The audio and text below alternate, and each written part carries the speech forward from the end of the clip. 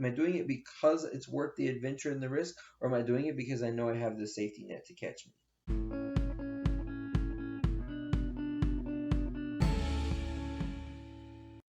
Good day, everybody, and welcome to this week's episode of Monday Morning Moments with Mark. I hope this finds you well. So, for all my avid viewers out there, all 6 of you that watch this every week, I apologize for not putting out an episode last week. But the truth of the matter is, I just didn't have a Monday morning moment. I had this thing that I was working on based on an email that my son's coach had put out, this concept of anti-fragility that I was going to work on. Realized I needed to do some more research on that one.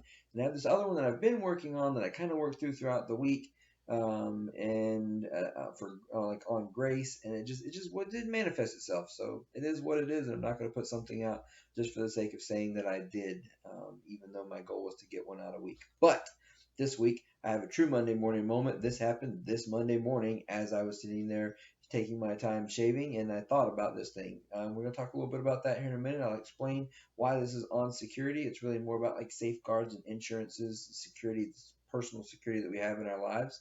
But we'll get into all that in a minute. First, we have to have the funniest thing. And this week, my good buddy Josh put out a great one this week. So I was sharing the email from my son's coach, Coach Nicolaitis, up at McAllister football at McAllister College in Minnesota. And very motivational email, very well worded. And I was explaining this to Josh, and he looks over at me. He goes, "So you're telling me that the GI Bill will pay for me to go to college and I still got 4 years of eligibility?" I said, "Yeah, you want me to call them and ask them if they need a 40-year-old running back for us?" He's cracked up. So yeah, who knows? Maybe he can still tote the rock a little bit, but I don't think so. Anyways, moving on to talking about security and safeguards. I don't think he would be a very good safety net for the football team as a third string running back. But anyways, so let me give you the background story of where this came from. So as I'm shaving this morning, and I shave with an old school double edged razor, badger brush, like the whole nine. And I'm sitting there and I realize, man, you know what? I haven't cut myself shaving in a really long time, like maybe like a month and a half, almost 2 months or something. And I said, that's about the same amount of time when my styptic pencil, the thing you use to stop cuts from bleeding, ran out, and I haven't been able to find one. I haven't been able to replace it. Which, by the way, if the good people at Art of Shaving or Panaud's would like to hook a brother up with one, that would be wonderful because I haven't been able to find one. So, um, but anyways, so as I'm shaving, I'm thinking, did my behavior and my diligence to the way I was shaving change because of the safeguard that I had, knowing that if I cut myself, I could just pull the thing out and stop the bleeding? Or, you know, was there some kind of correlation between the two? So then I got to thinking about, well, what other kind of behaviors do we have in our life where we might be more prone to take risks because of the safeguards or safety net, security system, whatever that we have in our life, whatever insurance we might have in our life to allow us to have more freedom of that. So then I got to thinking about well, people who don't have that, and I thought about people who don't have medical insurance. Are they more risk averse with their physical behavior so they don't get injured because they know they can't afford it? All these sorts of things start going on in my head, and I said, man, there has to be some truth that whether they're conscious or subconscious, because I didn't consciously know that I had changed the way I was shaving, but maybe it was a subconscious behavior change because I knew I no longer had the safety net of the styptic pencil.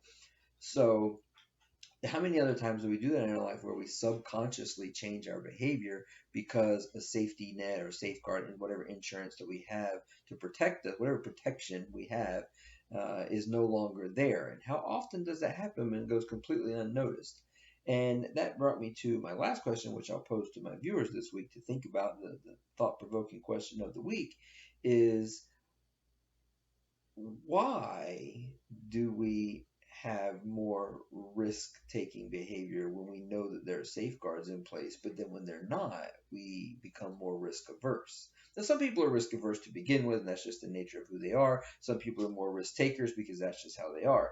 But on the average, shouldn't we be a little bit more prone to be somewhat more risk averse, even though we know we have a safeguard? It's all a matter of thinking how you approach the the decision making process of it all, really. And you could really get into this conversation about the decision making process that goes behind that. But I really want to focus on two aspects, and that is one, be grateful for the safeguards and security and insurances that you have in your life that allow you to be a little more adventurous, because not everybody has those opportunities. And I'm not just talking about like medical insurances or financial security, things like that. Just in general, sometimes physical security of your personal well-being. Not everybody lives life that way. So be grateful for the safeguards that you do have.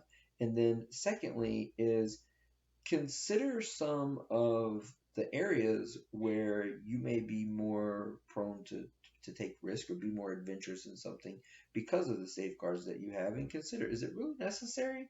Am I trying to do too much, or am I doing it because it's worth the adventure and the risk, or am I doing it because I know I have the safety net to catch me? Think about that for a little bit, and be careful, because you might cut off your face to spite your nose if you're shaving and you're not being safe. So have a great week.